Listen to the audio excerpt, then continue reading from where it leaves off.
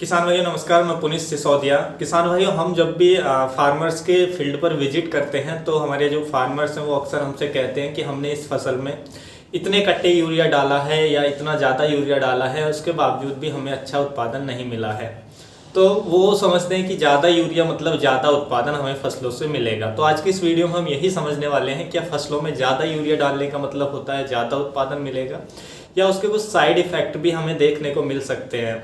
उसके साथ साथ हम समझेंगे कि जो 2015 से पहले यूरिया आता था वो ज़्यादा बेहतर था हमारी फसलों के लिए, या जो अब नीम लेपित यूरिया यानी कि नीम कोटेड यूरिया जो आने लगा है वो ज़्यादा बेहतर है हमारी फसलों के लिए। और नीम कोटेड यूरिया के क्या फ़ायदे हैं, क्या नुकसान हैं, और इसको ऐसा क्या मिलाया जाता है यूरिया में जो नीम कोटेड यूरिया ये हो जाता है, तो किस तरीके से यानी कि नीम कोटेड यूरिया तैयार किया जाता है।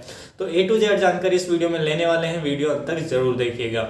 सबसे पहले हम जानते हैं कि फसलों में ज़्यादा यूरिया का मतलब ज़्यादा उत्पादन होता है। देखिए, अक्सर हमारे किसान भाई यही सोचते हैं कि हम जितना ज़्यादा यूरिया अपनी फसलों में डालेंगे तो हमें उत्पादन भी उससे उतना ही ज़्यादा मिलेगा, लेकिन ये बिल्कुल ही गलत है।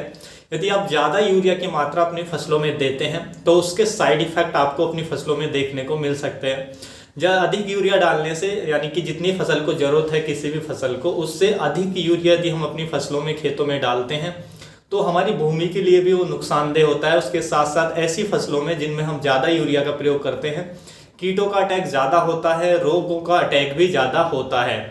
तो स्पेशली जब भी आपकी फसलों में कीटों का अटैक हो तो फिर आपको यूरिया को वैसे भी कम कर देना चाहिए। तो यूरिया की आपको एक निश्चित मात्रा ही अपनी फसलों में डालनी चाहिए यदि आपको एक अच्छा उत्पादन चाहिए।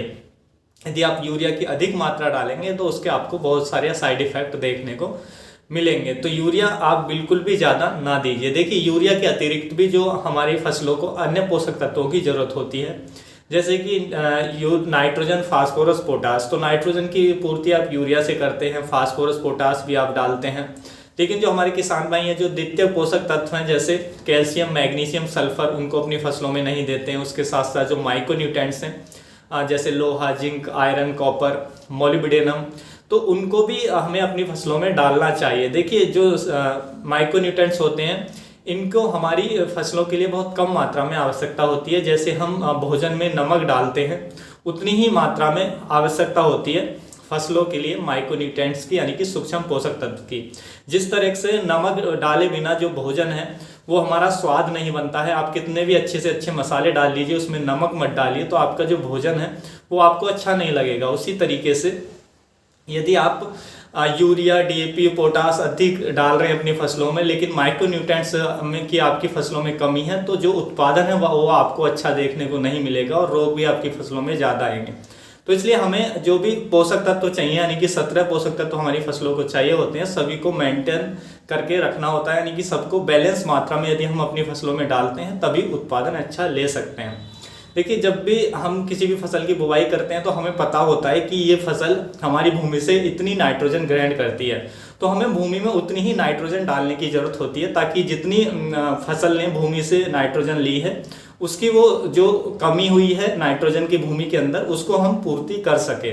तो उतनी ही मात्रा में हमें नाइट्रोजन की डालने की ज़रूरत होती है। लेकिन नाइट्रोजन ज़्यादा डालने से क्या होते हैं, पत्तियां मुलायम रहती हैं, तने मुलायम रहती हैं, क्योंकि नाइट्रोजन जो है पौधे की ग्रोथ को बढ़ाता है। तो अधिक नाइट्रोजन डालने से जो पत्तियां हैं वो ज़्यादा मुलायम होती हैं, सॉफ्ट रहती हैं, जिससे कीटों का अटैक हमारी फसलों पर अधिक होता है। उसके साथ साथ रोगों का अटैक भी हमारी फसलों पर अधिक होता है। तो इसलिए अधिक यूरिया हमें अपनी फसलों में नहीं डालना चाहिए। जितना ज़रूरत है, कोई भी फर्टिलाइजर है, जितनी मात्रा में ज़रूरत है उतनी मात्रा में यदि आप देंगे तो आपको अच्छे रिजल्ट, अच्छे परिणाम अपनी फसलों में देखने को मिलेंगे। अब समझते हैं कि नीम लेपित यूरिया या नीम कोटेड यूरिया क्या होता है। देखिए, जो यूरिया होता है उस पर नीम के तेल का लेप चढ़ा दिया जाता है, हम उसी को नीम कोटेड या नीम लेपित यूरिया कहते हैं। नीम लेपित यूरिया करने का एक मकसद था गवर्नमेंट का, केवल ब्लैक को रोकने के लिए। जो ब्लैक मार्केटिंग होती थी यूरिया की, जो फार्मर्स के पास तक नहीं पहुंच पाता था, उससे पहले ही उसका ब्लैक में सप्लाई हो जाता था, तो उसी को रोकने के लिए इसको नीम लेपित या नीम कोटेड किया गया। नीम कोटेड होने के कारण, यानी कि नीम का लेप इस पर चढ़ने के कारण ये केवल खेती के उपयोग के योग्य ही बचा है। तो अब इसका ब्लैक में जो मार्केटिंग होती थी वो शायद अब नहीं होती है, कम हो चुकी है, तो इसलिए इसको नीम लेपित किया गया था।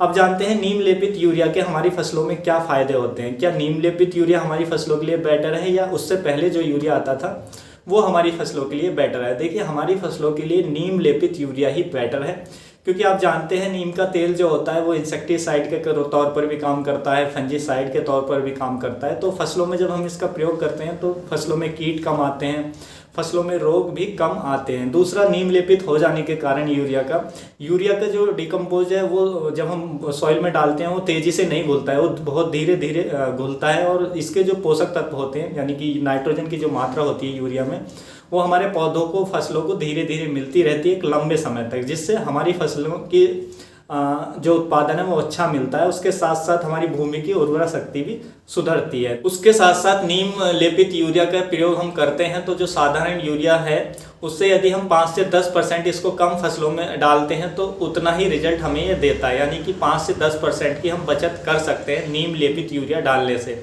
जो साधारण यूरिया होता है वो हमें 5 से 10% फालतू डालना पड़ता है, यानी कि ज़्यादा डालना पड़ता था। तो ये फ़ायदा हुआ है जिससे किसानों की बचत हुई, किसानों पे का जो यूरिया पे खर्चा था वो थोड़ा कम हो गया। तो ये सारे फ़ायदे हमें देखने को मिलते हैं नीम लेपित यूरिया के, यदि हम अपनी फसलों में प्रयोग करते हैं। तो यही थी आज की जानकारी हमारे किसान भाइयों। यदि आपको जानकारी अच्छी लगी तो वीडियो को लाइक कीजिएगा, अन्य फार्मर के साथ इसको शेयर ज़रूर कीजिएगा ताकि उन तक भी जानकारी पहुँच सके।